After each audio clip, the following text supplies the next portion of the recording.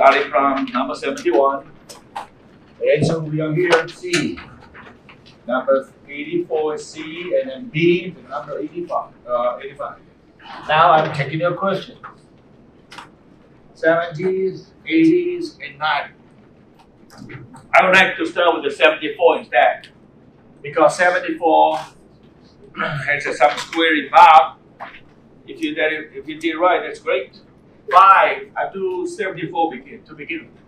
5 plus 12i.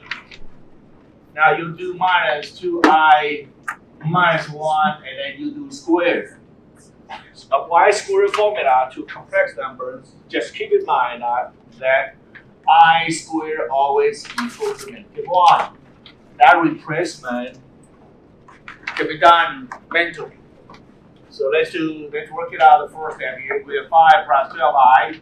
You copy that and then do the minus sign and everything inside. Square. Step by step.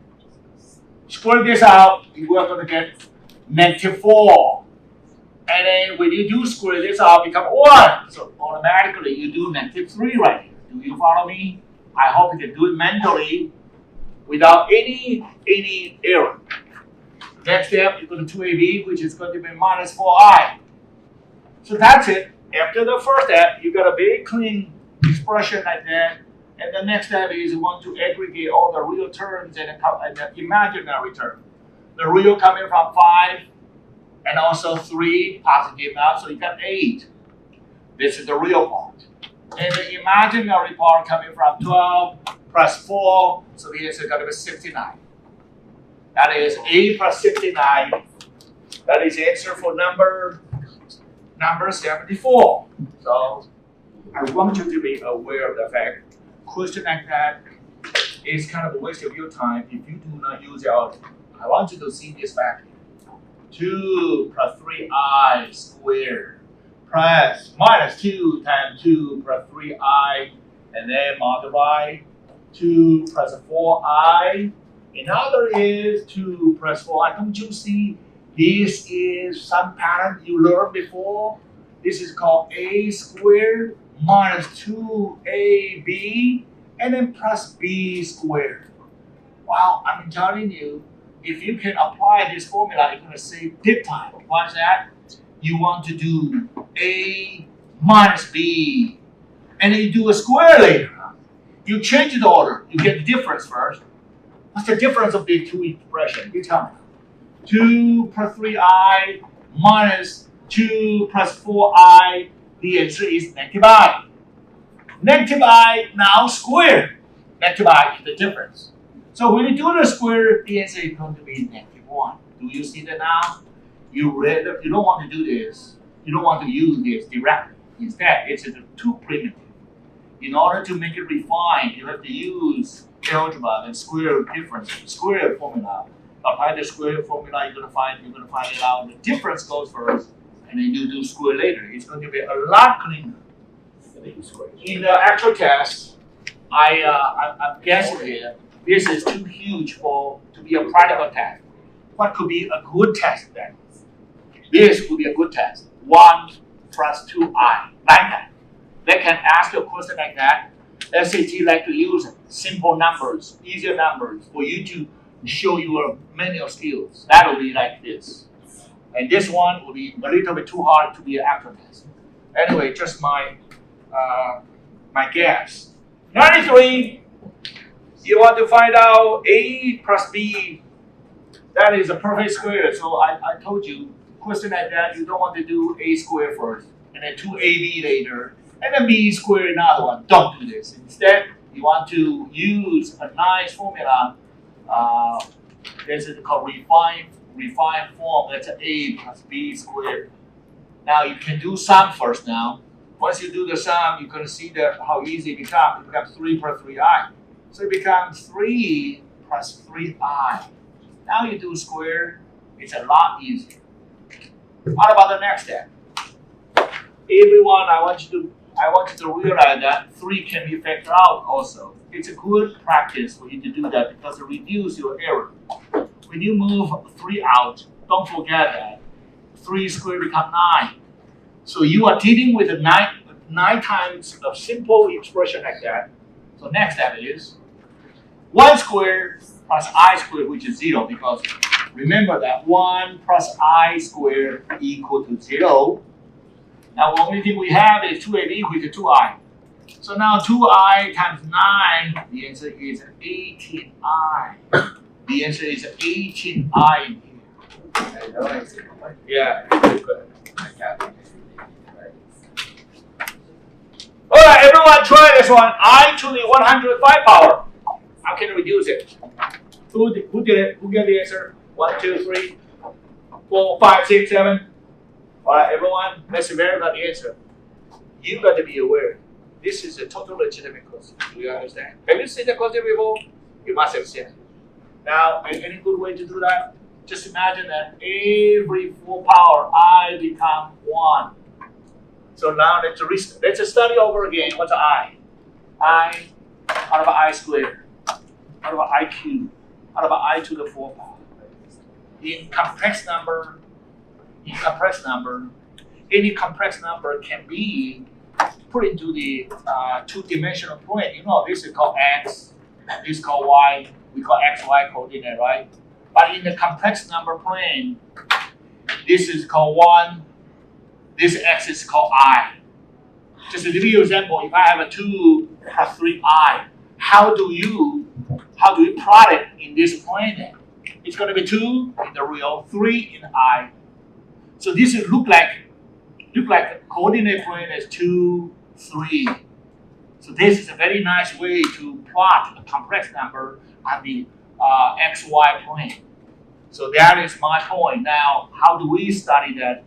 How can we make use of studying these numbers here? I want you to understand what's the meaning of I. I means nothing but 90 degrees. Just imagine rotation 90 degrees is called I. So from here, if you multiply I, you rotate by 90 degrees. What if you rotate another 90 degrees? What do you get? So it becomes I squared then, right? I squared. I squared becomes -1. Keep rotating the 90 degree, -I. Another 90 degree, come back to 1. So I means a rotation of 90 degrees in geometry. It's very, very simple. So now you do see that 1, I, -1, -I, and so on and so on. So if you understand the rule, I to the 105 power, just imagine every 4 power, you come back to 1. So the idea is I to the 100, same thing, because this becomes 1, and plus that by 5. So the first reduction you can think about is I to the 5 power. It's very easy, because 100 is a 4 multiple, so I'm going to come back here many times, or every time when I come back it becomes 1. So now it becomes I to the 4 power plus 1 again. So the final answer is going to be I only, because this is another 1. This is another 1. It's very interesting to know that. Okay, let me give you another exercise. I want you to do it too.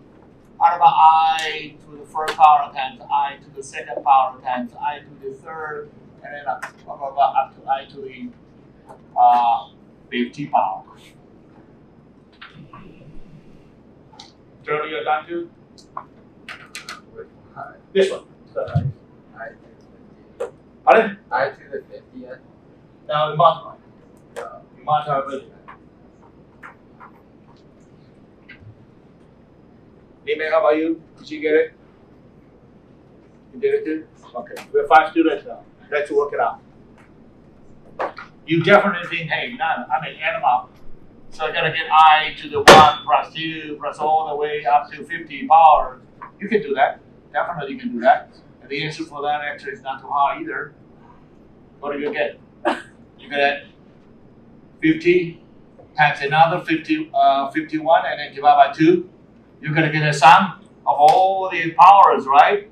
And listen, this is going to be very tedious. You're going to work it out. So you're going to do I to the 25 times 51. Am I right? Now, if you go for modulo of 4, this is going to be 1, this is going to be 3. So the answer is going to be, is your answer -I? Tell me. -I, right? But this again, it's a very, very convoluted way. Is any quick way to do that? Let's just try to find out nicely. I want you to see the pattern here. Every 4 is going to be in a compartment. Do you see that? Every 4 power is going to be in a compartment. This is going to be 1. This is going to be I. This is going to be -1. This is going to be -I. This is going to be 1. Now, what's the result of this? Can you see that? This is going to be a +1. This is going to be -1. So the result of these four numbers is going to be -1. Yes or no? Yes or no? The 4 numbers, the result is going to be -1. Now, how many 4 compartments do we have here? We have 12 of them, right? We got 12 of them. We got 12. Why is that? Because this is going to be another 4.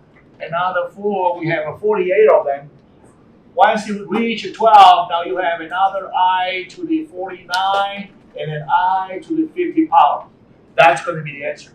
Right? Every 4 components, every 4, it's going to be 1 component. So it's going to be -1 to the 12 power. So the whole answer of this is going to become 1. That's simple.